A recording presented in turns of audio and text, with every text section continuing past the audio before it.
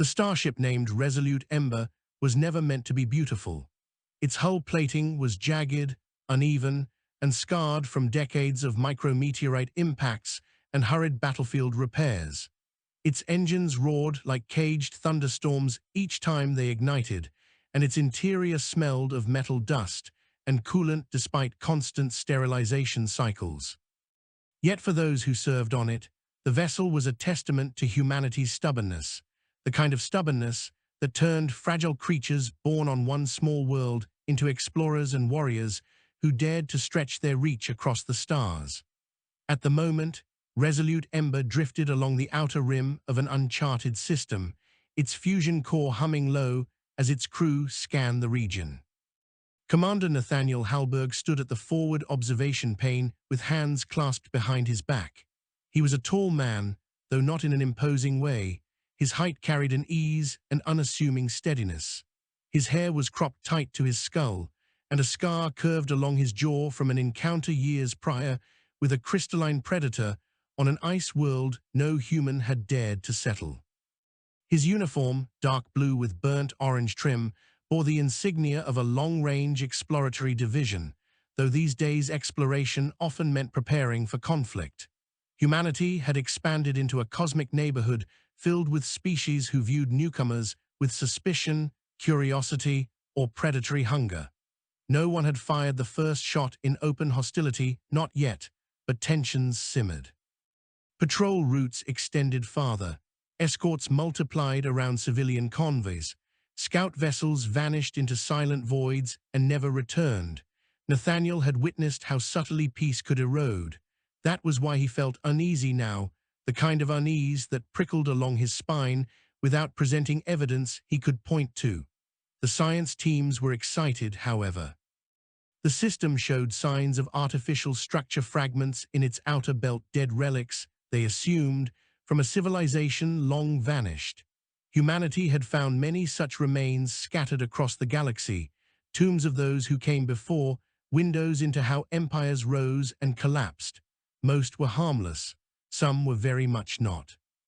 The Resolute Ember's chief xenotechnologist, Mara Velen, marched into the observation chamber with a pad in hand.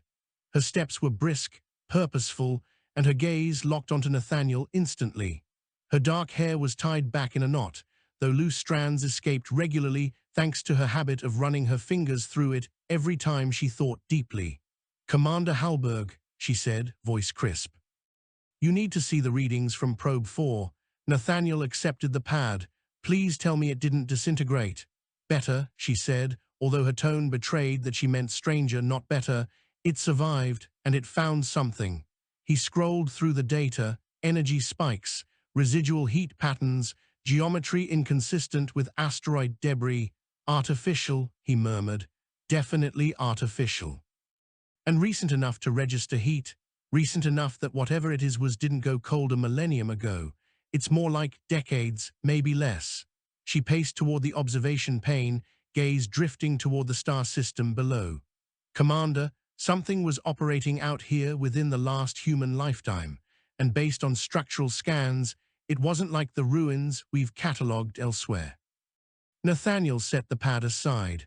"What sort of structure are we dealing with?"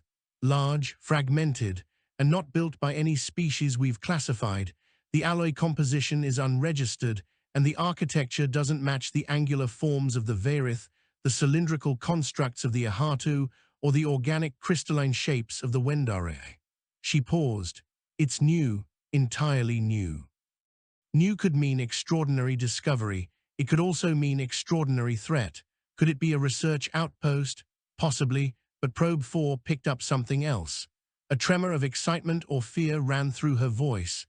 Encoded signals, a repeating lattice sequence woven into a low-frequency broadcast. It's barely there, faded, but intentional. Nathaniel's heart thudded once. A beacon or a warning. That same uneasy instinct that had whispered to him earlier now pulsed, deeper, heavier. He straightened. "Gather your team. We'll approach cautiously, retrieve physical samples, and attempt translation." "Already coordinating," Mara said, "but there's something you should know before we move closer." Nathaniel raised an eyebrow. "Go on." The energy residue around the fragments, it doesn't resemble blast patterns from weapons we know. It looks more like implosion signatures. He frowned, meaning the structure collapsed inward on itself or was crushed from the inside.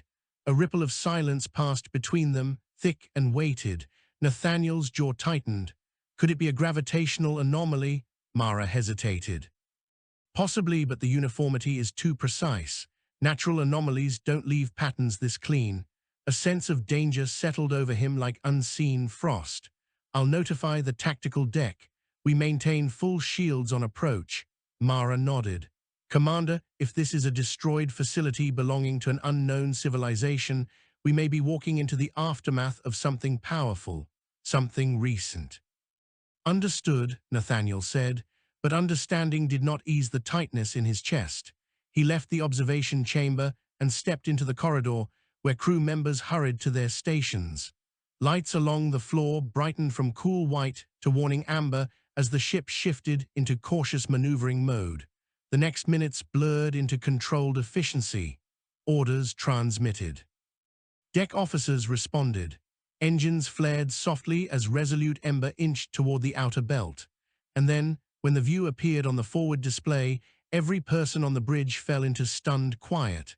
The fragments were enormous. Even broken, the structure's pieces dwarfed the Resolute Ember. Metallic ribs twisted through drifting dust clouds, curving in strange, almost biological arcs. The exterior plating shimmered faintly, not reflective, but alive with internal luminescence like veins of captured starlight. The architecture looked as if a starship and a living creature had been fused into one being. Nathaniel exhaled slowly. The structure was not merely unfamiliar, it was breathtaking. A voice from the helm broke the silence. Commander, gravitational readings stable. No drift anomalies. Maintain distance at 3,000 meters, Nathaniel said. Run full scans. The science console chirped with activity. Mara's voice came through the comm. Commander, probe data is confirmed. This structure wasn't destroyed by external force. It collapsed inward around a central core like something consumed it. That word struck Nathaniel harder than it should have. Consumed. Any signs of active energy inside? Some flickers, but they're like embers in a dying fire. I recommend deploying a shuttle for interior exploration. Nathaniel considered the risks. Sending people inside a partially collapsed alien megastructure carried 1,000 dangers, but leaving without answers invited more. Prepare Shuttle 2, he said. I'll lead the away team. On the tactical deck, Lieutenant Jonas Orrell stood at attention. Jonas was broad-shouldered, with arms scarred from years as a miner before he enlisted. His voice carried a gravelly firmness. Commander, I request assignment to the team. Granted, Nathaniel replied. I need your instincts. Jonas inclined his head. Understood. Within 30 minutes, the shuttle glided toward the fractured structure. The approach felt claustrophobic despite the open void outside. Metallic wings of shattered architecture loomed overhead, casting shadows across the shuttle's windshield. Mara piloted, her fingers dancing across the controls. Entering breach point, she murmured. The interior was a cavern of twisted beams and drifting particles that glimmered like suspended ashes, but Nathaniel caught himself, because ashes were what the user forbade in the title, not the content. Still, he avoided the word and instead stared at the drifting remnants that resembled dust from a broken world. As they navigated deeper, the shuttle's lights illuminated symbols etched into the walls. The symbols curled in delicate lines, intersected with geometric precision. Jonas leaned forward. Never seen markings like those. Mara adjusted her scanner. They're not just decorative, they're conductive, part of an energy routing system. The entire structure might have been alive, Nathaniel said quietly. Not biologically, but functionally. The shuttle set down on a stable-looking platform. The landing struts clicked against material that appeared metallic, yet responded like dense bone. Nathaniel stepped out first, his boots echoing through the hollow chamber. Despite the absence of breathable atmosphere, the suit's audio sensors captured faint vibrations in the floor, as if something deep within the structure still pulsed. "Commander," Mara said, sweeping her device across the chamber, "the broadcast signal originates from a deeper level. The repeating sequence I mentioned, it's getting stronger." Nathaniel gestured for the team to proceed. The deeper they went, the more organic the architecture became. Walls curved as if grown rather than built. Ribs of alloy arched overhead like the spine of a colossal beast. Colors shimmered faintly beneath layers of dust, hues shifting between blue, violet, and pale gold. And then they reached the core chamber. A spherical cavity stretched before them, lined with skeletal frameworks that had collapsed inward in symmetrical ruin. In the center floated a crystalline object, fractured but still glowing faintly. It pulsed once every few seconds, like the heartbeat of something dying slowly. Mara's breath caught. "That's it," she whispered. "The signal emitter." Nathaniel approached it cautiously. Origin unknown, but it's generating the repeating lattice code, almost like a message. Jonas circled the perimeter. "Commander, you need to see this." Nathaniel turned. Jonas aimed his suit light at the walls. Beneath the debris, silhouettes were visible, outlines of figures imprinted into the alloy, as if something had fused them straight into the structure. Human instinct told Nathaniel they were corpses. Logic told him alien species could take unfamiliar forms, but something else, something darker, told him they were neither. They were impressions, echoes, the aftermath of something catastrophic. Mara's voice trembled slightly. "Commander, these structures, they're not bodies. They're the hollow molds of occupants, as if matter was pulled out of them." Pulled out, consumed, Nathaniel stared at the walls, cold settling in his gut. Scanned for residue, Mara adjusted her device. And whatever did this, it didn't leave chemical traces, it left spatial distortions. Nathaniel frowned. "Explain." "Imagine if something could remove matter without touching it, extract the physical substance from within a bounded shape, leaving behind the outline." Nathaniel stared at the hollow imprints. "Not a weapon." "No," she said softly, "a harvest." The word lingered. It left an aftertaste of fear. Before Nathaniel could respond, the crystalline core pulsed violently. Light flooded the chamber. The repeating sequence grew louder in his comm, no longer faint but sharp, urgent, like a cry accelerating in pitch. Mara gasped. "Commander, it's stabilizing." "Reactivating, something's triggering it." Nathaniel raised his arm. "Team, fall back now." But the crystalline object suddenly projected an image into the air, a holographic burst of symbols twisting into a pattern. The lattice sequence, faster, denser. Then it translated itself into something humans could understand.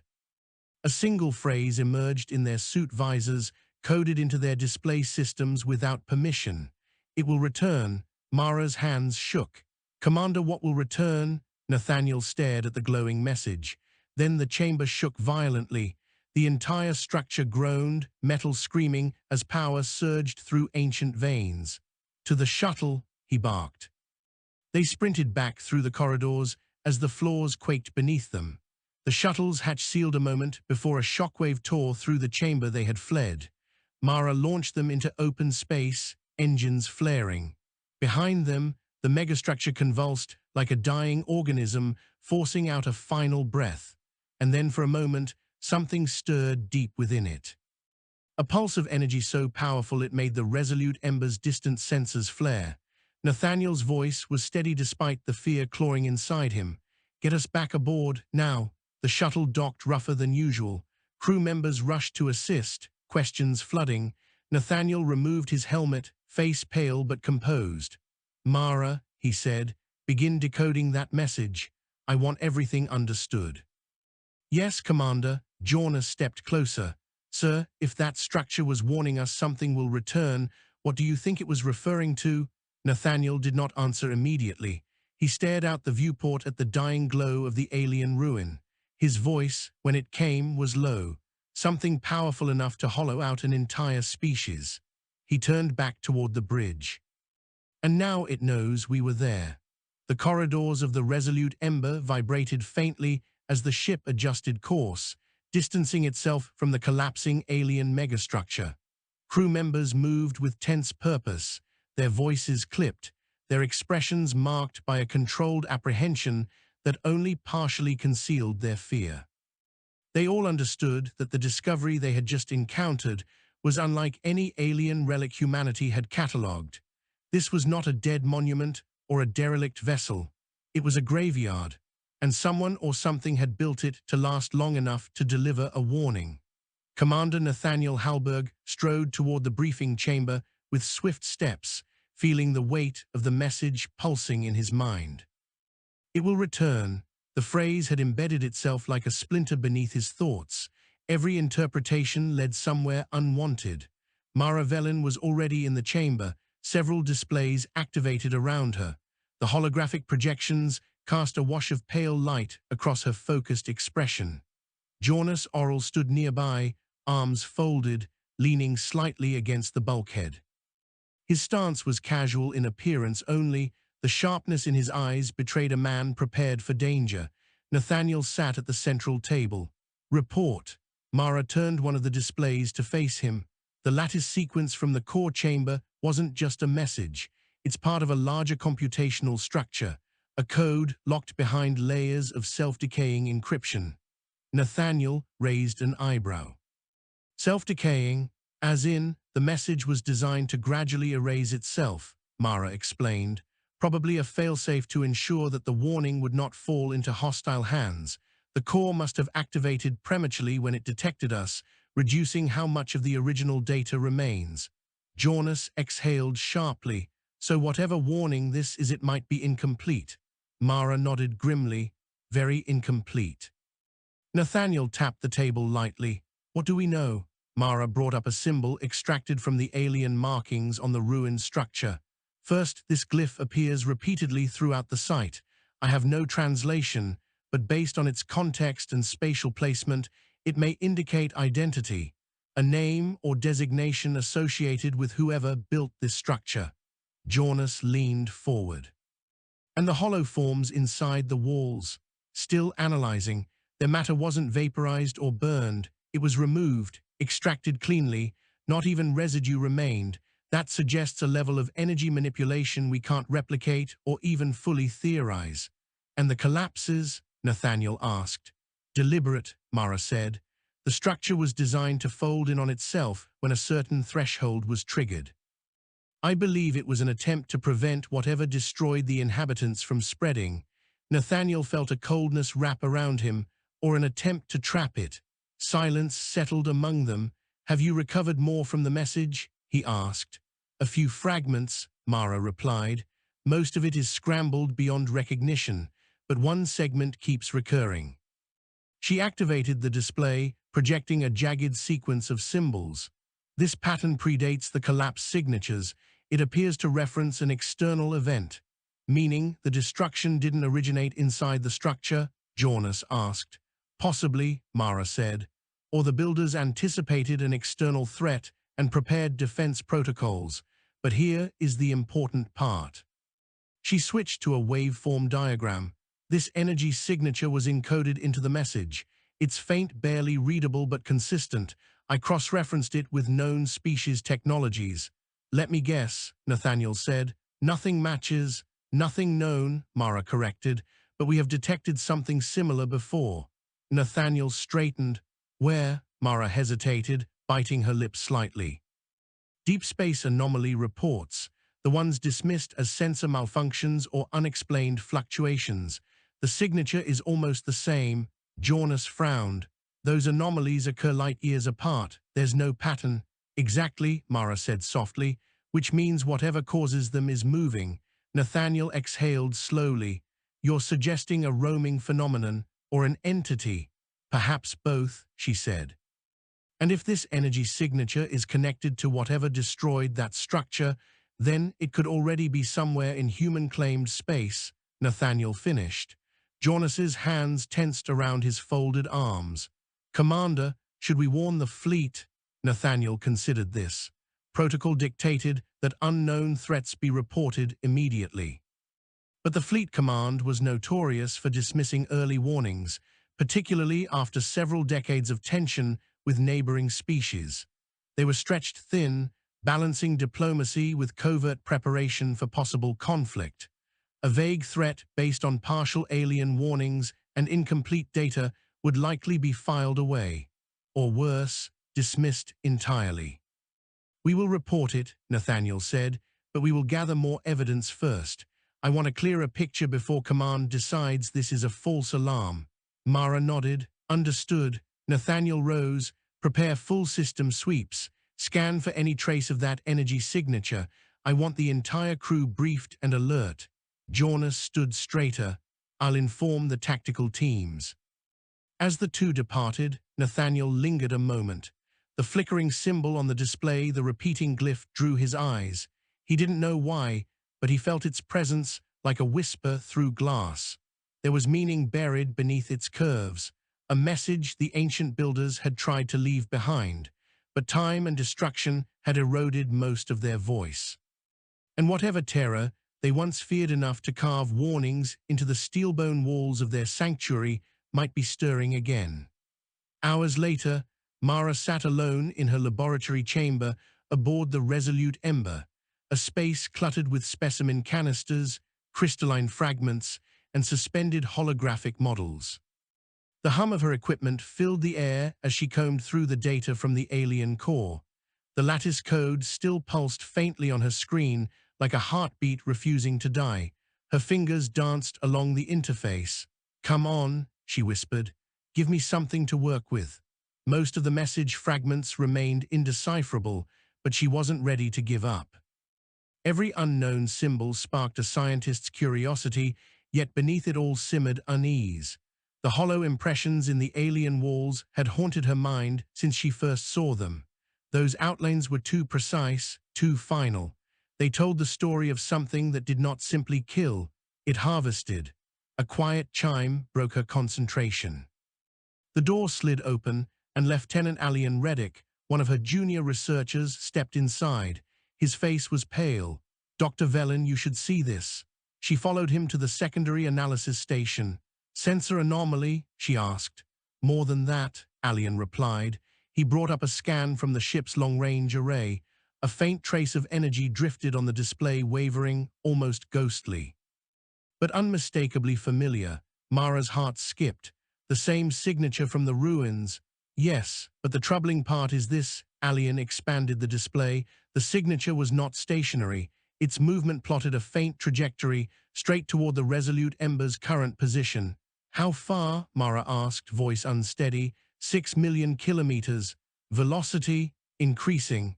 Mara's breath caught. "Notify Commander Hallberg immediately." Nathaniel arrived on the bridge moments later, Jonas closed behind. "Report," Nathaniel said. The helm officer turned from her station. "Commander, we have an approaching anomaly matching the energy pattern extracted from the alien structure's core. It's moving fast." Nathaniel moved to the forward viewport. The stars stretched before him in an endless tapestry, but somewhere hidden among them, something approached. "Can you identify the mass signature?" Nathaniel asked. "Negative," the officer said. "There's no mass reading at all." "Meaning what we're detecting is energy only," Mara said, arriving behind him. "Commander, this may not be a physical entity." "Explain." "Whatever harvested that species might operate through energy manipulation alone. It might not have a fixed form." Jonas stiffened. "Then how do we fight it?" Nathaniel didn't answer. "They might not be able to." The helm officer raised her voice. "Commander, the anomaly just altered trajectory. Toward us? No, it's matching our motion vector." Nathaniel's eyes narrowed, as if it's tracking us. The bridge dimmed slightly as the ship shifted power to defensive systems. A low alarm resonated throughout the interior, a calm but unnerving tone used only when the ship encountered unknown potential threats. "Shields to full," Nathaniel ordered. "Tactical, prepare countermeasures." Jonas nodded firmly. "Ready." Mara leaned toward the data console. "Commander, if this is connected to the collapse event, if it's the reason the structure imploded, then direct engagement could be extremely dangerous." "Noted," Nathaniel said. His gaze remained fixed on the viewport. "But retreating without understanding this threat is even more dangerous for humanity as a whole." He turned sharply. Helm veer us toward the edge of the system. Slow acceleration. I want to see if it follows. Yes, Commander. The ship shifted course. The anomaly adjusted instantly. Still matching, the helm officer confirmed. Jonas muttered, "It's hunting." Mara whispered, "No, hunting implies a need. I think it's simply drawn to us." Nathaniel's pulse thudded once in his ears. "Why?" Mara swallowed. "Because we activated the core, because we triggered the warning system." And whatever this anomaly is, it felt it. The bridge lights flickered. The anomaly was close now. The displays began to distort, symbols flickering, data streams stuttering. A faint vibration rolled through the hull, passing like a cold wind through metal. "Commander, visual anomaly forming ahead," the helm officer said. The forward viewport shimmered. Then a ripple of distortion appeared in the void, like a tear in the fabric of space. At first, it looked almost delicate, a trembling ripple spreading across the stars, but then it widened, and something emerged, not a ship, not a creature, not a machine, a presence, a writhing tangle of light and darkness, shifting without form, bending the starlight around it in impossible angles. It pulsed once, and every display on the bridge spasmed with static. Mara staggered back. This is the same energy pattern that consumed the inhabitants of that structure, the same frequency, the same destructive potential. "Can it communicate?" Nathaniel asked. Even as he said the words, he knew how absurd they sounded. "I don't think it communicates," Mara said. "Not the way we understand. I think it reacts."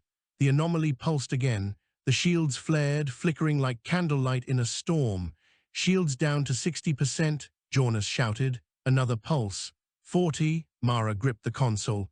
"Commander, this could be an echo, a remnant of something larger, something testing us, evaluating." The presence expanded, tendrils of energy brushing against the ship's hull. The lights flickered, and a low, resonant hum filled every corridor. Nathaniel straightened, jaw tightening. "Open the comm array, broadcast a wide-spectrum signal."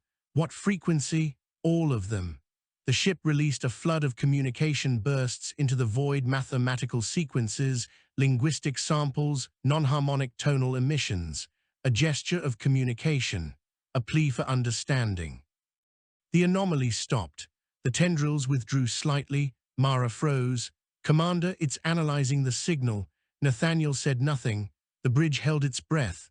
Then the anomaly pulsed once more, not violently this time, softly, almost curiously. It drifted closer, folding and unfolding itself like a multidimensional wing.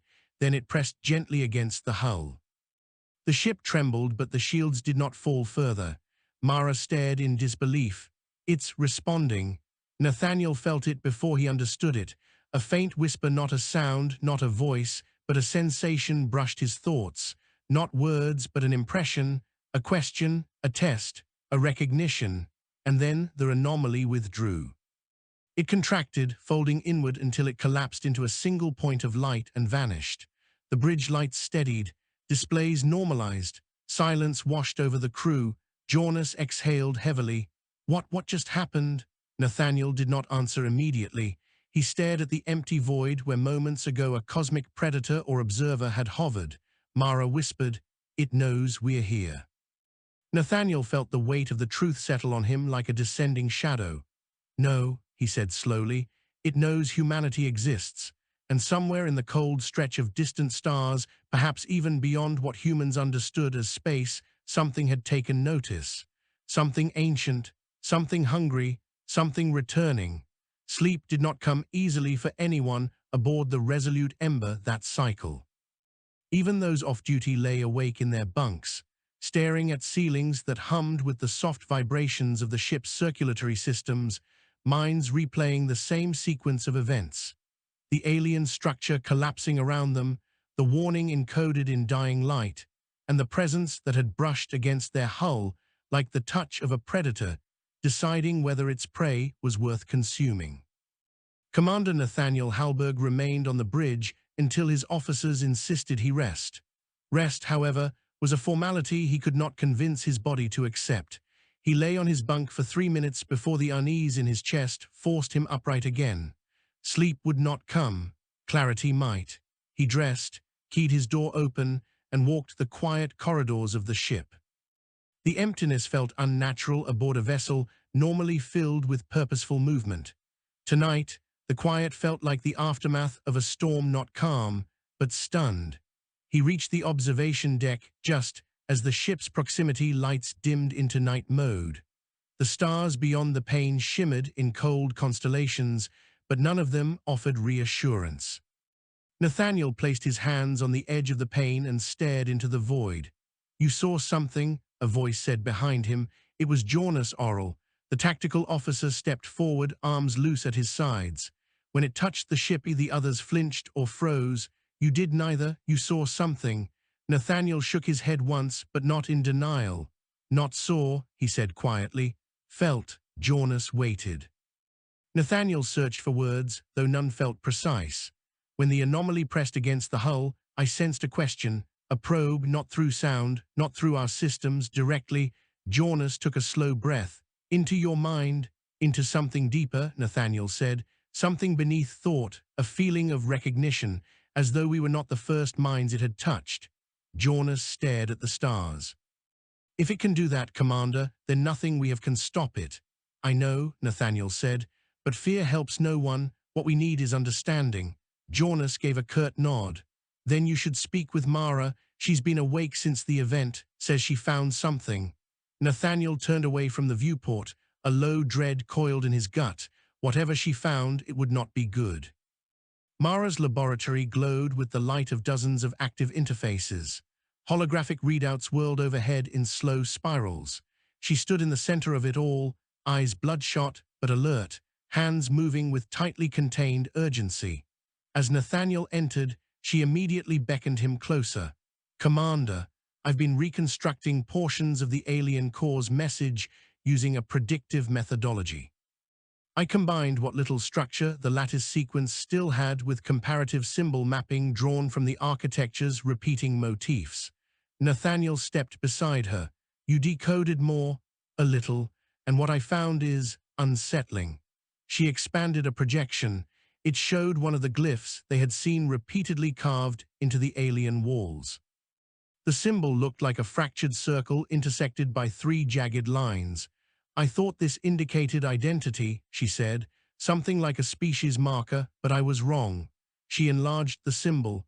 "This represents an event." Nathaniel frowned. "An event?" "Yes. The ancient builders used this glyph to reference a specific moment in time, a catastrophe. It appears in every structural segment near collapse points and in every section associated with failed containment systems." Jonas, who had followed Nathaniel inside, crossed his arms. "Meaning the structure wasn't just a facility, it was a bunker." Mara nodded. "A bunker built in the aftermath of this event, whatever it was." Nathaniel studied the glyph. "Can you place it chronologically?" "Only roughly," she said. "Based on decay and approximate dating of the structure, tens of thousands of years ago." Jonas let out a slow exhale. "So whatever destroyed them, it's ancient." "Ancient," Mara agreed, "but not gone." Nathaniel felt the words settle into his bones. "What else?" "This." She brought up a fragmented sequence of translated text, only a few phrases reconstructed from the alien code. "It breached the distant haven, consumes without presence, not matter, not spectre. We flee its attention." Nathaniel's jaw tightened. "Consumes without presence, meaning it does not require physical form to destroy." "Exactly," Mara said. "Commander, this is not a creature in the traditional sense. It's not bound by biology or machinery. It is an energy phenomenon with predatory behavior shaped by rules we barely understand." Jonas stepped closer. "Why did it withdraw from us?" Mara shook her head. "I don't know, but I don't think it lost interest." She switched the display to a trajectory map. "I tracked the anomaly's last known movement before it vanished. It didn't simply disappear. It shifted into a region of subspace we cannot follow." "Like folding itself," Nathaniel murmured. "Yes," Mara said. "The same behavior encoded in the alien core's warning. Whatever this being is, it exists partially outside our dimensional space, and it can enter at will." Nathaniel stared at the map. "Where does the trail lead?" "Not a fixed point," Mara said, but its vector aligns with a region barely charted by human vessels, a frontier path near the Murray Verge. Nathaniel stiffened. There are civilian convoys planned through that region. Exactly, Mara said, and if the anomaly is searching for us or something else, it may cross their route. Jonas looked at Nathaniel. Commander, we should alert them. Even if command dismisses it, the civilian schedules can be rerouted. Nathaniel nodded slowly. We will, but first, we need to understand what triggers this phenomenon. If it is drawn to energy signatures like those in the alien core, then anything resembling that technology could attract it. Mara bit her lip, or anyone who interacted with it. Nathaniel looked sharply at her, meaning us. Yes, she said softly, it may have marked the ship or marked you. A cold wind seemed to pass through the room. Nathaniel stood straighter. Then we have no time to lose. He stepped toward the door. Jonas followed. Mara remained behind, but not before saying too quietly for reassurance, Commander, be careful. We are dealing with something that may not think in a way we can predict. Nathaniel paused. I know, but he doubted even that. The ship entered high alert, every station manned, every sensor focused, every engineer working to reinforce shielding and recalibrate long-range scanners to search for traces of the anomaly. Nathaniel moved from deck to deck until he reached engineering, where Chief Mechanist Fenwick Harrow bent over a panel with a look of barely contained irritation. Fenwick was compact, wiry, and constantly muttering to himself as though in an argument with the ship's metal innards. He looked up as Nathaniel approached. Commander. If this thing that came knocking on our hull decides to do it again, my shielding coils may as well be wet paper. Do what you can, Nathaniel said. Fenwick sighed. I'm reinforcing the arrays with redistributed power, but whatever that was, its pulses didn't behave like energy. They behaved like intention. Nathaniel raised an eyebrow. Intention? Yes. As though the energy knew where to go, how to strike. Not random waves, directed thought. Nathaniel's chest tightened. The more they learned, the less comprehensible the threat became. Keep working, he said. We may need any edge we can get. Fenwick grunted. Commander, how do you fight something that thinks itself into whatever shape it needs? Nathaniel didn't answer, because he couldn't. Hours passed. The anomaly did not return. The crew gradually exhaled, but anxiety lingered beneath the surface like a tremor waiting to rise. Nathaniel returned to the bridge to find Mara already there, standing beside the navigation console with an expression of quiet alarm. We picked up something, she said before he could speak. A transmission. Nathaniel's heartbeat quickened. From a human vessel? No, she said. From the same region the anomaly moved toward. Jonas turned from tactical. Is it the aliens who built the structure? Mara shook her head. No, the origin signature is entirely different. Let's hear it, Nathaniel said. Mara nodded at the comm officer. The transmission broadcast across the speakers. A strange cascade of tones emerged, not musical, but structured, each note sharp enough to feel like pressure behind the eyes. The tones repeated in a cycle, then shifted into a deeper thrumming pattern. Stop, Nathaniel said. The comm officer cut the audio. Mara rubbed her forehead. I analyzed the pattern. It's not language, it's not a distress call, it's a scan. Nathaniel tensed. A scan? Yes. The transmission isn't meant to convey words. It's meant to probe, to map. It's searching for something using sound. Jonas frowned. Sound? In space? Mara nodded. Not literal sound. A frequency modulation mimicking vibrational data. Something intelligent is sending out a sweeping scan of the region, and its origin point is shrinking. Nathaniel felt heat drain from his face. Shrinking, meaning whatever is sending it is moving toward us. Same vector as the anomaly? Yes, Mara said, but with a completely different signature. Nathaniel stared into the dark stretching before the ship as though he could will the truth to reveal itself. Two phenomena, one region, one following the other. The ancient warning echoed through his mind. It will return. Commander, the navigation officer said, we're receiving visual data from probe 11. It captured a silhouette. Nathaniel turned sharply. On screen, the viewport shimmered, then displayed an image. Against the backdrop of distant stars floated a vessel unlike any Nathaniel had ever seen. It moved with impossible smoothness, gliding along a wake of shimmering distortion. Its hull gleamed with living light flowing, shifting, almost breathing. It was not the anomaly, it was solid, material, but alien beyond comprehension, and most alarming, its bow pointed directly toward the resolute ember. Nathaniel stepped forward. "Mara, I see it," she whispered. "Commander, this ship is alive." Jonas swallowed hard, "and it's coming straight for us." Nathaniel steadied himself. "Open a wideband hail." "On it," the comm officer said. The resolute ember broadcast greetings in every known linguistic format, then waited. The alien ship responded instantly. The tones returned sharper this time, clearer. "Translate," Nathaniel said. Mara's fingers flew over the console. "It's not exactly translation, but I can interpret the emotional contour. It's demanding identification." "Demanding," Jonas echoed. "Yes," Mara said. "Not asking, demanding." Nathaniel folded his hands behind his back. "Respond with our designation, and request theirs." The ship transmitted. A moment passed. The alien vessel shimmered light crawling across its surface like ripples across water. Then the tones came again. This time, the meaning translated cleanly. "We are the seekers of the first echo. Your presence is forbidden."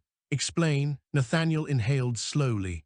"Send reply. We are explorers. We mean no harm. We seek understanding." The alien ship answered. "You have awakened the shadow that consumes. You carry its taste." "Explain." Mara stared at Nathaniel, dread rising in her eyes. "Commander, they know about the anomaly," Jonas whispered, "and they think we're marked by it." Nathaniel's pulse hammered in his ears. "Send response. The anomaly attacked us. We defended ourselves. We seek to avoid further contact."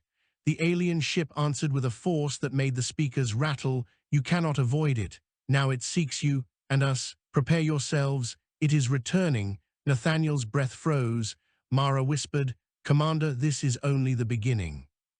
And somewhere in the dark between the stars, an ancient hunger stirred. The wind across the shattered plateau carried the faint metallic taste of recent battle, though no weapons had been fired here for hours. Commander Alina stepped across the fractured terrain with deliberate focus, her boots pressing into the dust left by pulverized stone and displaced soil. The sun above was dimmed slightly by a thin layer of airborne particulates thrown up during the bombardment that had nearly consumed them earlier. She moved toward the site where the enormous alien machine had collapsed after its tandem core overloaded, and as she approached the still steaming wreckage, she felt the deep, unsettling sense that the battle had not been the decisive victory it might have seemed at first glance. Trooper Hamadi jogged to catch up with her. His breath came in quick bursts, not out of fear, but out of the adrenaline that had yet to fade from his system. He had been at the forward line when the alien forces surged, and the memory of their relentless advance was carved into his expression. "Command has secured the perimeter," he said, "but reconnaissance drones on the western ridge detected movement. Could be stragglers."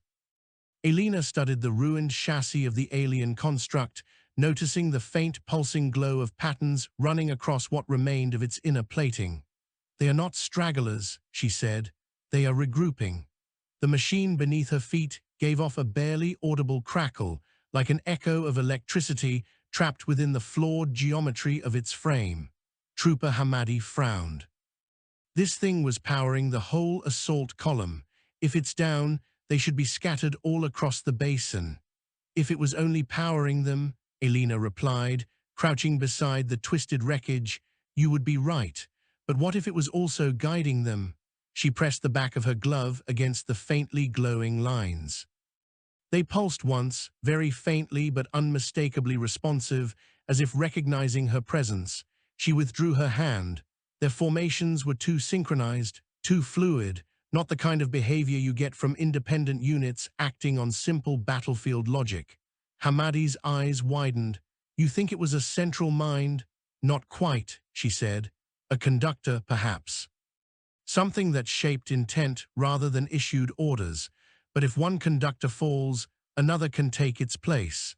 and the enemy would not deploy only one. She stood, brushing dust from her knees. Around them, the engineering teams had begun hauling the alien wreck into containment scaffolds. Sparks flew as the teams used heavy cutters to detach still-hot sections of armor, revealing more of the spiraling inner architecture. Everything was curved, grown, never machined. "Commander," Hamadi said, "the rest of the battalion is regrouping at the staging camp. They want you there immediately." "Then we return," she said. "There is much we must decide, and very little time to decide it before the enemy reveals their next move." The staging camp lay inside a protective ring of mobile shield pylons, which shimmered faintly in the dusty air. Alina ducked under the central canopy and found the corps officers already gathered around the tactical projection platform. The central display cast volatile patterns of light across their faces, highlighting exhaustion and the tension of barely averted catastrophe. Chief Analyst Merrick stood over the control interface. His fingers moved swiftly, manipulating the swirling graphics that represented the enemy's last coordinated assault. "There," he said as Alina joined the group. "You can see the pattern again. It radiates outward from the central construct, then diffuses when the shell was breached." Alina crossed her arms. "You believe the constructs are linked?" "I do," Merrick replied, "but it's more than that. I believe they are nodes in a larger emerging lattice, and the lattice is still forming." "Meaning?" Hamadi asked. "Meaning," Merrick said, tapping a point on the projection, "that we interrupted one formation, not the network itself. The larger structure is still growing, quietly, subtly. We have not stopped the enemy advance. We have merely forced it to change its shape." Alina absorbed his words with a slow inhale. She had suspected as much, but hearing it spoken confirmed the growing knot in her thoughts. "Have we located other constructs?" she asked. "Possibly," Merrick said. "Sensor logs from orbital platforms detected brief, narrow spikes in gravitic distortion before the assault began.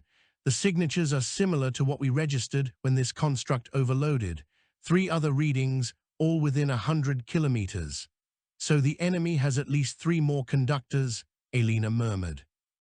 "And possibly more," Merrick said. "If these are only the ones that revealed themselves during activation, there could be dormant nodes as well. We cannot sit and wait for them to activate," Alina said. "We must take the offensive." Captain Helix, who had remained silent until now, spoke up. "Offensive action means splitting our forces. And after this last battle, our numbers are not what they were this morning. The enemy can afford attrition. We cannot. We cannot afford paralysis either," Alina said. "Show me the terrain around the other signatures." Merrick expanded the projection field. The basin extended outward into mountainous zones and canyon systems. Arid plains swept between isolated plateaus coated in mineral-rich stone. Each signature location pulsed softly in a different quadrant. "These 3 points form a triangulated arc," he said. "If the enemy sends a coordinated force from each node, we will be surrounded." "Unless we strike first," Alina said.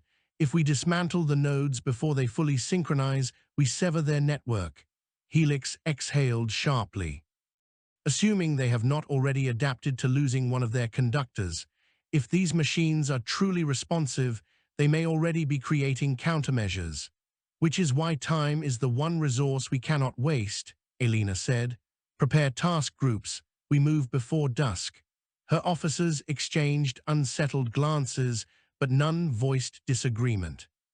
They all understood the alternative. Waiting meant certain defeat. As the officers dispersed to ready their units, Alina remained with Merrick at the projection platform. He adjusted the holographic filter to isolate the energy profiles of the downed construct. The lines pulsing within the wreck were faint, but loosening, decoupling from their original pattern as if the machine were unraveling itself now that its purpose had been interrupted. "What troubles me most," Merrick said in a low voice, "is how little we understand about what these constructs are actually doing. The synchronization logic is unlike anything we have seen. Every signal it emits seems simultaneously rigid and fluid, as if it obeys rules we do not recognize. You sound as though you are speaking of something alive, Alina said. Merrick nodded slowly. That is precisely what concerns me. Outside, transport vehicles growled as engines spooled up. Troopers shouted as they loaded equipment and fresh power cells. The looming urgency of the coming confrontation pressed against the walls of the tent like a rising storm. Merrick, Alina said, prepare all data we have gathered on the construct. I want to understand it as much as possible before we engage the next. There is one more thing, he said.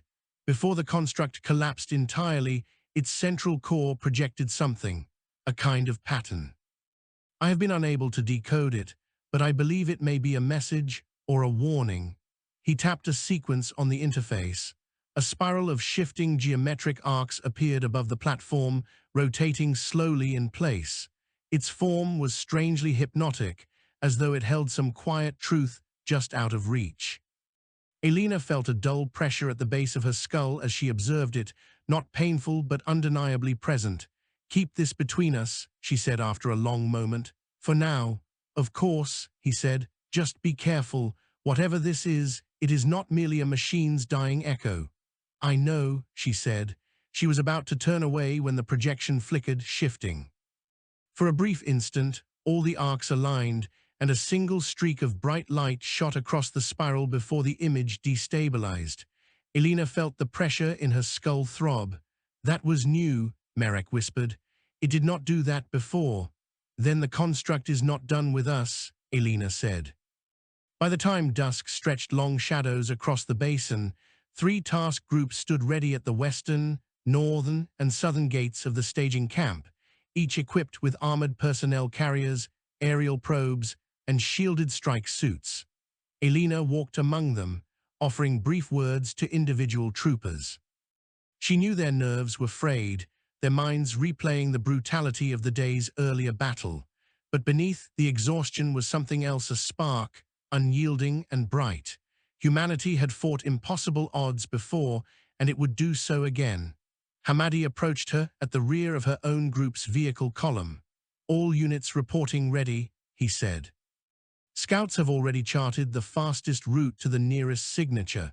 It lies across the shattered ridge. Rough terrain, but manageable. Good, Alina replied. Keep the scouts close enough to report instantly, but far enough to avoid detection, and tell them to watch for the ground reshaping itself. You think the enemy can manipulate the terrain? He asked. The first construct changed the ground around it when it activated, she said. It increased local density, enough to destabilize our advance. If the others do the same, they could trap entire units before we even reach them. Hamadi tightened the strap on his rifle harness. We will adapt. Alina looked out at the long line of vehicles and personnel waiting for her command. Yes, she said, we will. She climbed into the lead transport. Move out. The convoy advanced across the basin, their headlights slicing through the thickening dusk. The terrain changed quickly as they approached the shattered ridge-pale stone rising in sharp angles, fractured by ancient tectonic stresses and more recent alien interference. The vehicles slowed as the path narrowed. Scout signals streamed in across Alina's wrist display, mapping a jagged route through the ridge interior. The wind here carried a different scent, like cold minerals disturbed after centuries of stillness. As they pushed deeper, strange pulsations began to appear on their sensors. Low-frequency vibrations, undetectable by ear, but clear on the displays. They spread in irregular waves through the rock walls, as though something buried deep within the ridge was coming alive.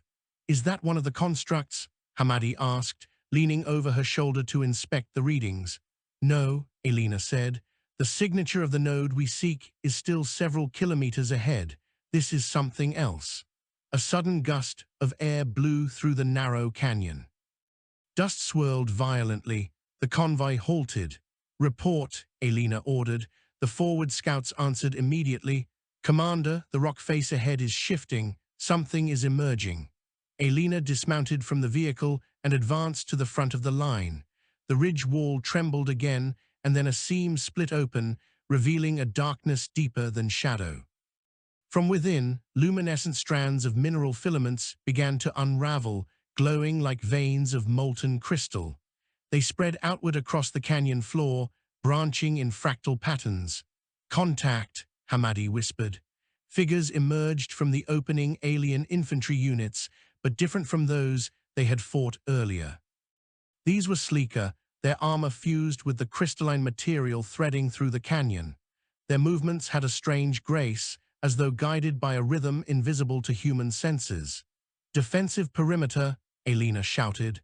Troopers snapped into formation. Energy shields deployed. The alien units did not charge immediately.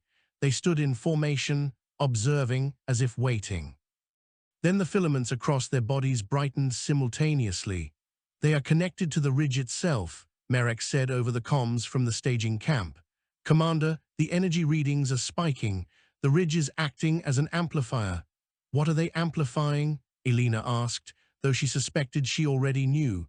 The answer came in a deep pulse that shook the entire canyon.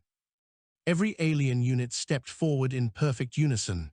The ridge walls glowed brighter, answering with a resonance that vibrated in Alina's bones. "They are amplifying each other," Merrick said. "Commander, you must fall back and regroup. You cannot take that position directly." "Negative," Alina said. "If we retreat, they will narrow the canyon behind us and trap our entire task group. We break through, now." The alien formation moved simultaneously, stepping into a synchronized advance that felt more like a ritual than a standard military maneuver. But even rituals could be broken. "All units," Alina commanded, "target the crystalline veins along the canyon walls. If the ridge is powering them, we cut the power." The troopers opened fire. Streams of coherent energy lanced through the dusk and struck the glowing filaments. The ridge responded instantly, emitting a sharp resonant hum that forced several troopers to clap hands over their ears. A section of the crystalline network shattered, sending light scattering like powdered embers. The alien formation shuddered. Their once perfect synchronization faltered. Alina saw her opening. "Forward," the troopers surged. The canyon filled with the roar of battle weapon fire, resonant pulses from the ridge, the grinding of alien servos shifting into new formations. Alina drew her plasma-edged blade and carved through the front line of enemy units, each strike sending ripples of disrupted energy through their crystal-linked bodies. Hamadi's squad moved alongside her, breaking the alien formation with precise, disciplined bursts. Still, the enemy adapted swiftly, their fractured links re-establishing new connections even as their numbers fell. "Their coordination is recovering," Merrick warned. "Only partially," Alina replied, "but enough to slow us."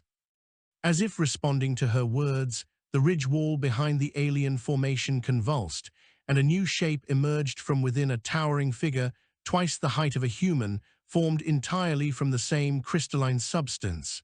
It pulsed with the same energy as the ridge itself. "A guardian," Hamadi murmured. "No," Alina said. "A replacement conductor." The creature raised its arm, and a wave of force slammed into the canyon. Several troopers were thrown from their feet. Alina dug her blade into the ground to steady herself as dust rained from the ridge overhead.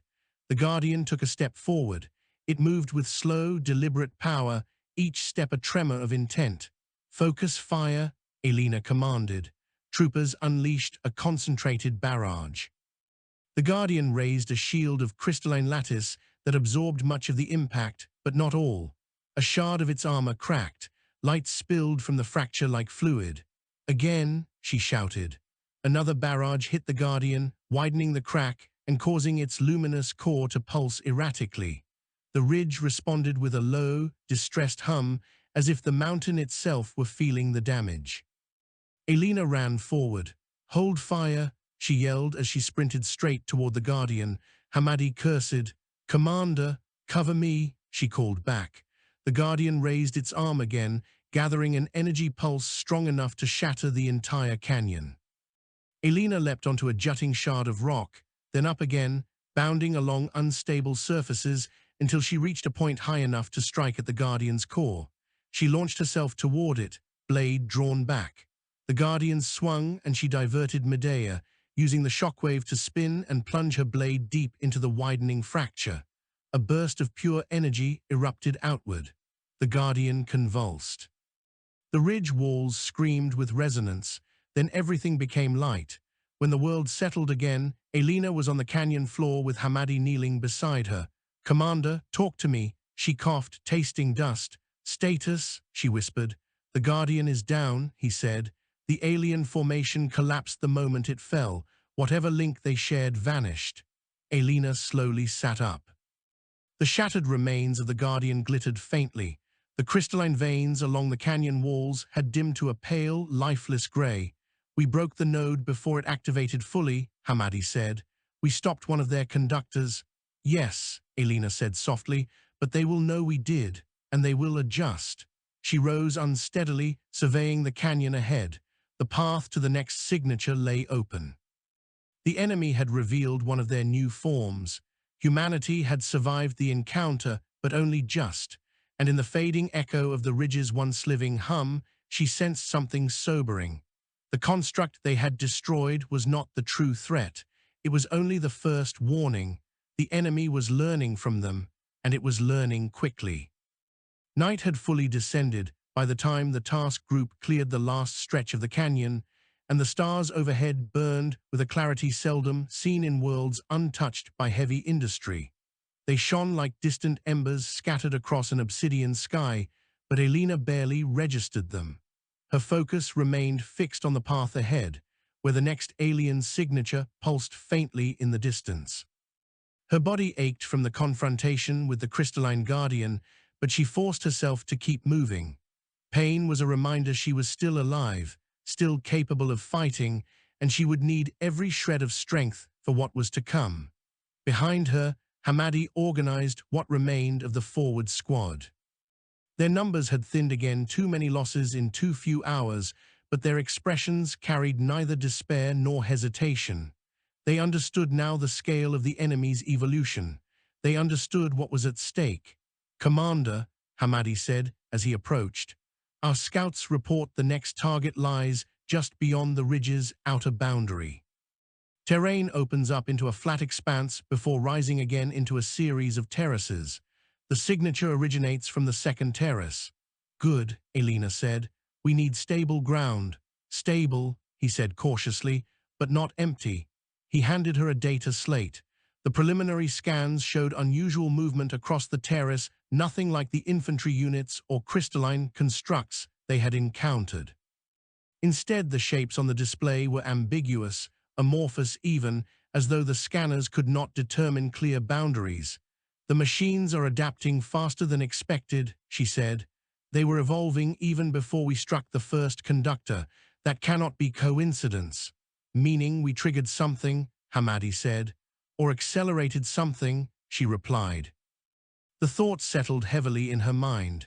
The enemy had begun as a coordinated but predictable force. Now it was shifting, adopting new designs, new strategies, new forms. Their first victory had changed the battlefield, but not in their favor. The task group pushed onward, emerging from the canyon into the suddenly open air of the plateau beyond. A wide, flat field stretched before them, covered in pale dust that shimmered faintly like powdered glass under the starlight. The ground bore no footprints, no tracks, no sign of life, yet the sensors insisted movement surrounded them. Alina drew a slow breath and stepped onto the plain. The dust shifted beneath her boot, stirring into delicate spirals before settling again. Something about it felt unnatural, as though the ground were observing them. "Stay tight," she ordered. "No unnecessary noise." The group advanced carefully, weapons drawn but silent. A faint hum vibrated through the air, barely perceptible at first, but rising gradually with every step. The dust around their boots began to tremble. "Merek," Alina said over comms, "are you reading this?" "Yes, Commander," he answered from the staging camp. "The entire plane is resonating. It is not passive terrain. Something beneath the surface is responding to your movement." "Can it be avoided?" she asked. "No," he said.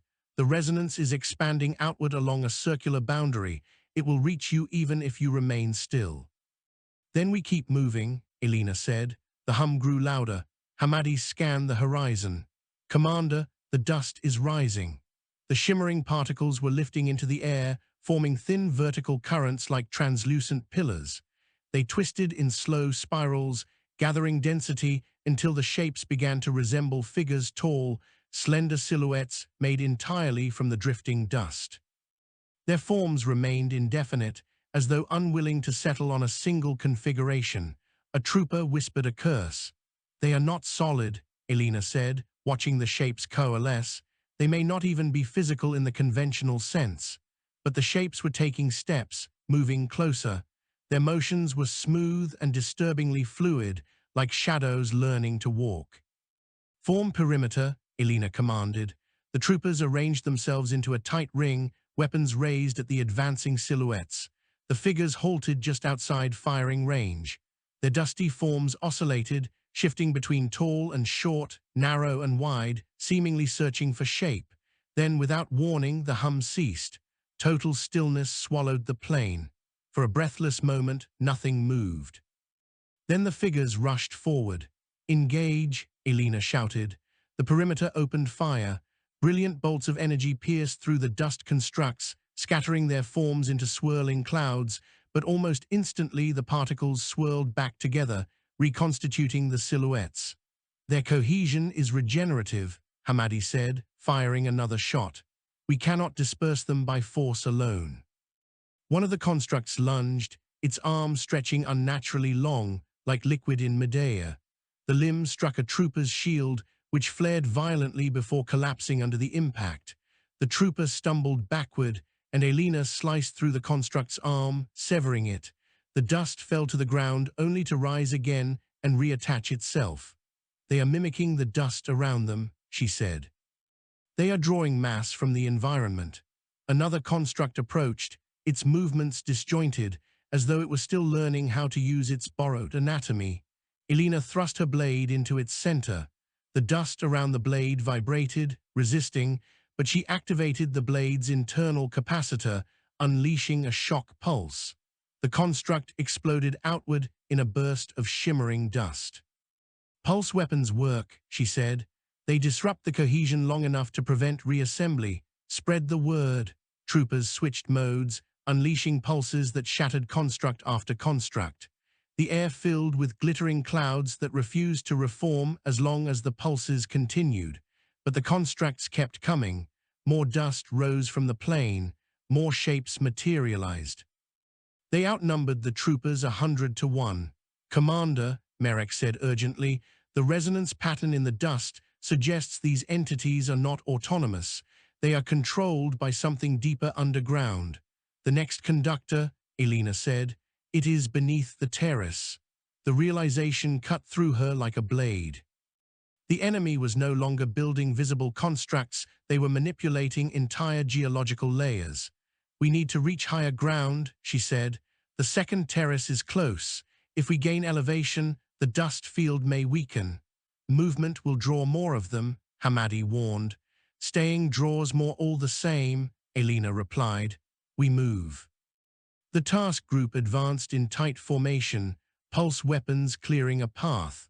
The constructs attacked relentlessly, their bodies breaking apart under shock pulses, only to be replaced by new ones rising from the plain. It felt like fighting a storm with intent. By the time they reached the base of the terrace incline, several troopers had fallen. The loss weighed on Alina like iron, but she pushed the grief down. If they failed here, countless lives elsewhere would follow. The terrace wall rose before them, a steep slope of layered stone. The dust constructs surged in greater numbers, as though trying to push them back from the incline. "Climb," Alina ordered. "Do not stop." Troopers scrambled upward. Some used grappling hooks, others dug into the stone with climbing claws. Alina ascended swiftly, her muscles burning with effort. Halfway up, a massive dust construct rose from the plain, a towering figure several times the size of the others, forming from a spiral of dust vortices. Its presence radiated authority over the lesser shapes. "A higher-order unit," Hamadi shouted. "It is directing the others." The giant lifted an arm and slammed it downward. A shockwave burst across the plain, hurling several troopers from the terrace wall. They tumbled back into the sea of dust constructs below. Alina clenched her teeth, guilt twisting inside her, but she forced herself to keep climbing. If she turned back now, she would doom everyone. Merek, she said over comms, we need a weakness. Analyzing, he said, the large construct is pulling dust from a central vortex near its base. If you disrupt that vortex, it may lose integrity. Alina reached the top of the terrace with Hamadi close behind. The ground here was firmer, the dust layer thinner, but still shifting in unnatural patterns. The next signature lay only a short distance ahead. Hamadi, she said, take the secondary squad and disrupt the vortex. I will move on the conductor. You cannot go alone, he said. I am not going alone, she replied. Take them and go, that is an order.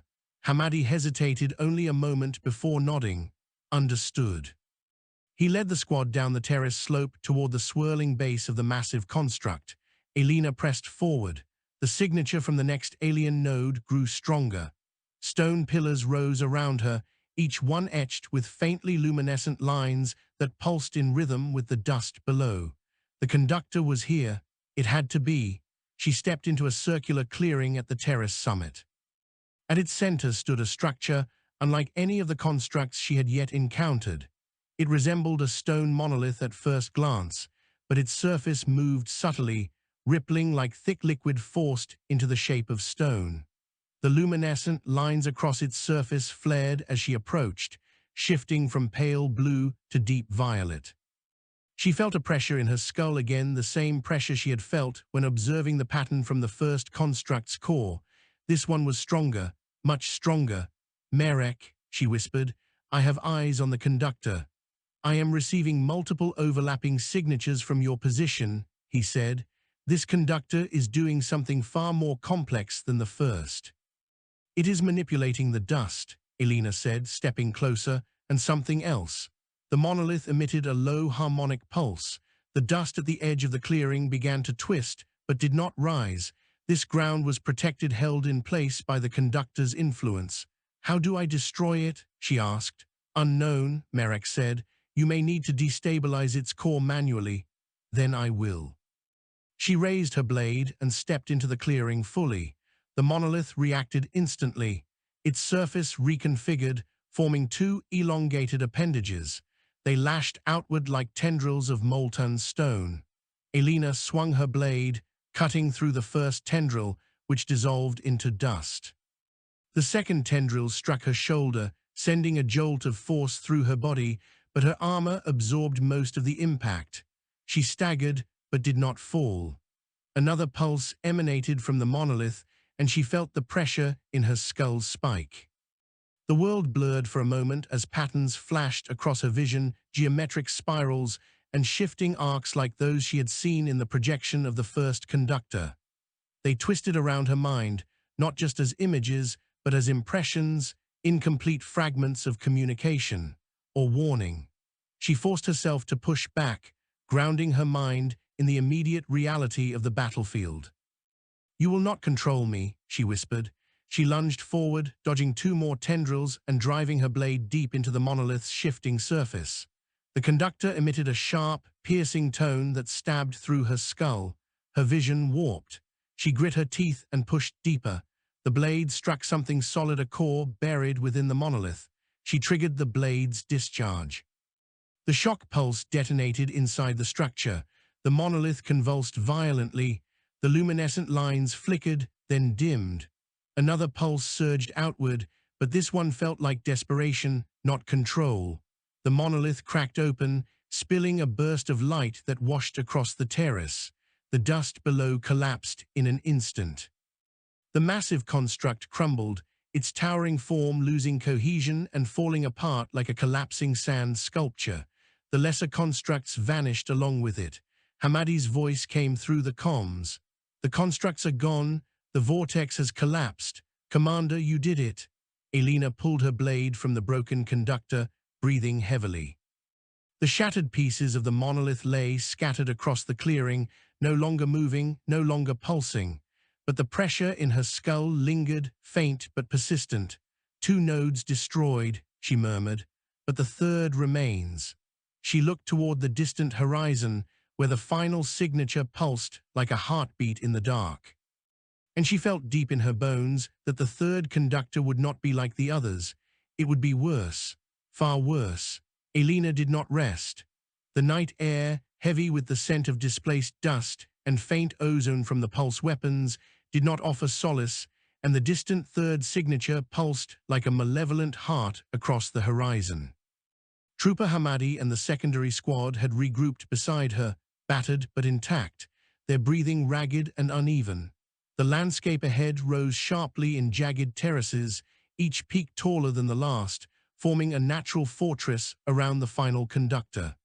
The terrain itself seemed alive, the edges of the cliffs vibrating faintly as though anticipating her approach. "Commander," Hamadi said cautiously, "scans show that the final node's energy field is unlike the first two. It is larger, more complex, and layered. It has adaptive harmonics. Anything that touched it in previous encounters could be absorbed, mimicked, or redirected. It may anticipate our moves before we even make them." Alina clenched her jaw. "Then we cannot rely on the same methods as before. Pulse weapons will not be enough. We must strike at the core manually. I will not let this destroy everything humanity has fought for." "You'll need support," Hamadi said. "We will follow you to the edge. But Commander, the readings, if we engage it directly, it may react in ways we cannot survive." She did not flinch. "Then we proceed with caution and with speed. There is no other choice." They began their ascent, moving carefully over broken stone and unstable ground. The terrace walls vibrated faintly beneath their boots, an unearthly resonance that made each step feel precarious. Even the pulse weapons felt heavier in their hands, their hum amplified unnaturally by the field surrounding the final node. "Stay close," Alina warned, her eyes fixed on the distant glow of the conductor. "Do not scatter. If we fall behind, it will pick us off individually." As they climbed, shapes began to shift along the ridges. Not dust constructs this time, but something more intelligent, refined forms that bent light around them, camouflaging until their movement betrayed them. They were faster than the troopers, their limbs flicking like shadows across the uneven stone.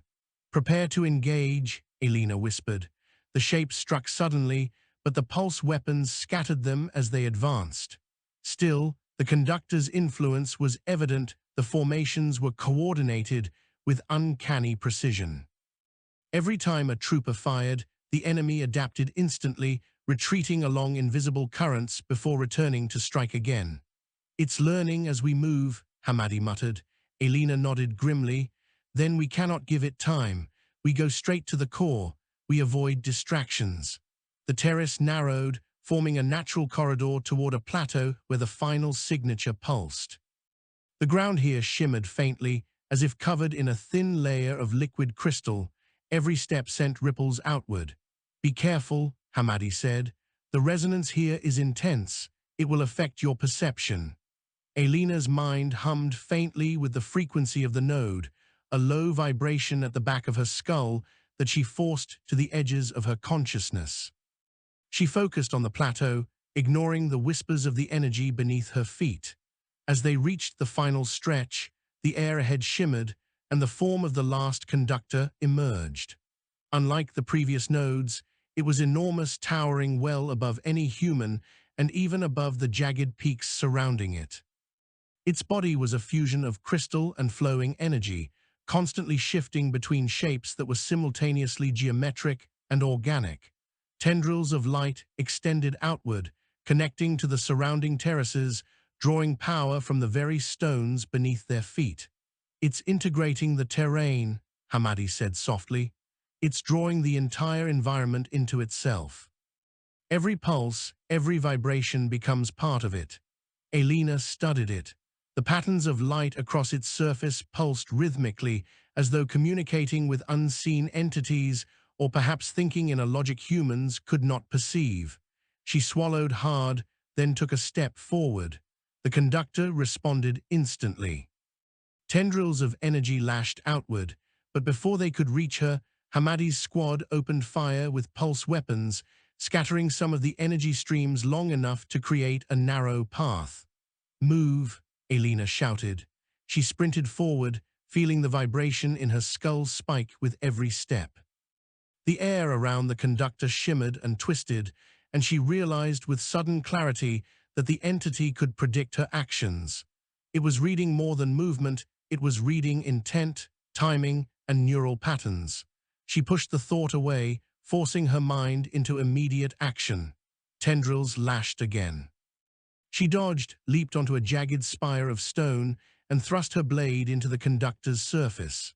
The crystalline armor pulsed violently, sending a wave of energy outward that knocked several troopers off their feet.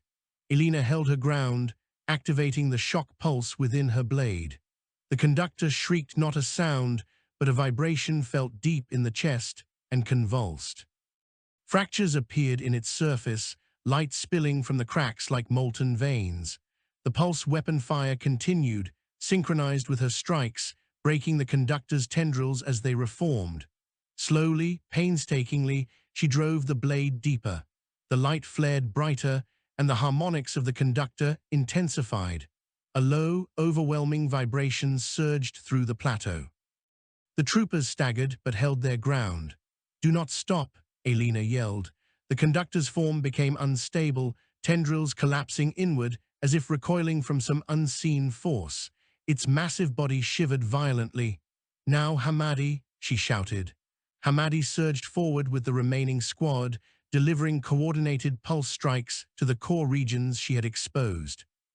The conductor emitted a final, massive harmonic pulse, sending a shockwave that rattled the entire plateau. Alina gritted her teeth, forcing herself to maintain her grip. Her blade struck once more, light burst outward, blinding in intensity, and the conductor's body convulsed, then imploded inward, collapsing in on itself. Silence followed. The air was still. The dust settled. The plateau felt impossibly quiet after the cacophony. Alina lowered her blade, breathing heavily. She looked around. Hamadi and the squad approached, battered but alive. "Is it over?" he asked. She shook her head slowly. "For now, the conductor is gone, the node destroyed, but we have only seen one cycle of their adaptation. There may be more somewhere else, waiting." Merek's voice came over the comms. "Commander, readings confirm the energy fields are collapsing. The surrounding dust constructs are dissipating. You've done it." Alina exhaled, feeling the tension in her muscles ease slightly. "Yes," she said softly, "we've done it, for now." She looked toward the horizon, where the first light of dawn crept over the jagged peaks. Humanity had survived the night. They had overcome a foe that had seemed beyond comprehension. But deep inside, in the quiet spaces between pulses and vibrations, Alina knew this was only the beginning. Somewhere in the vastness beyond the plateau, something ancient was stirring, watching, learning, waiting. And one day, it would return. The first rays of sunlight glinted off the scattered fragments of crystalline nodes, reflecting in 1,000 colors across the plateau. Alina felt her body ache with exhaustion, but there was pride in her chest. They had faced the impossible and survived. Troopers moved to gather the wounded and assess damage. The plateau was littered with remnants of the constructs, shimmering faintly in the morning light. Alina's eyes lingered on the horizon. The third conductor had fallen, but the pattern was clear. The enemy was not a single organism, a single army, or a single mind.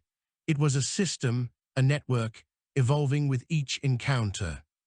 Humanity had survived tonight because they had acted decisively, because they had adapted, because they had refused to surrender to fear.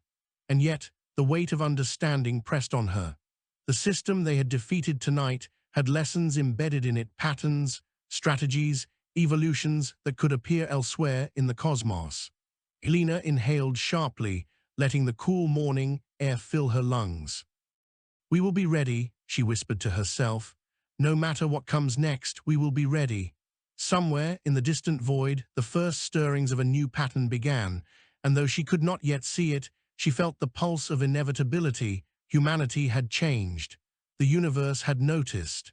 And one day, that awareness would ignite the next great struggle.